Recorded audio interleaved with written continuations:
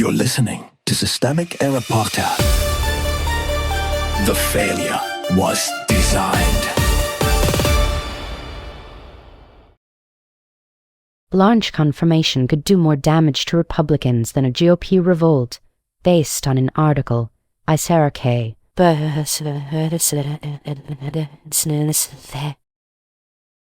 Senate is not checking Trump, it is cleaning up after him. Source material. The immediate story is a confirmation fight over Todd Blanche, Trump's nominee to lead the Justice Department. Acting Attorney General Blanche has reportedly agreed to rescind the so-called anti-weaponization fund, which critics call a Trump slush fund.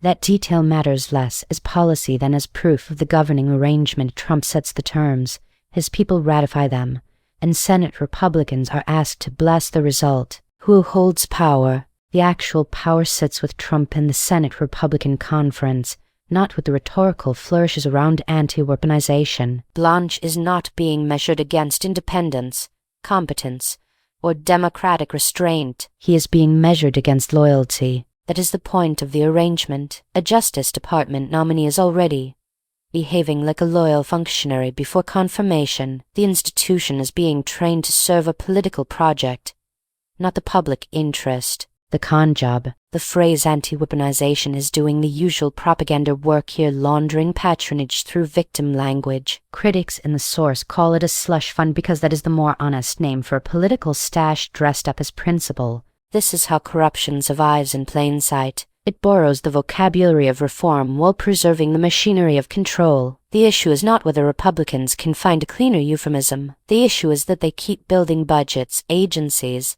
and nominations around Trump's needs. The Senate's role. Bill Kristol's tactical reading is useful only insofar as it exposes the weakness of Senate Republicans. A full Senate vote would force them into public alignment with Trump's choice, with only 2 defections available if all Democrats hold together. That is not oversight. That is a loyalty test with procedural furniture around it. The deeper story is not whether one nominee squeaks through. It is whether Republicans are willing to make a visible, recorded decision that tells voters exactly what they are, a caucus that will not restrain Trump when restraint becomes inconvenient. What they want hidden. The source ties Blanche, through critics' claims, to the January 6 assailants, political prosecutions, and the Epstein cover-up. Those are not random accusations thrown into the air. They are a map of the same governing logic: punish opponents, protect allies, and bury evidence that would damage the boss.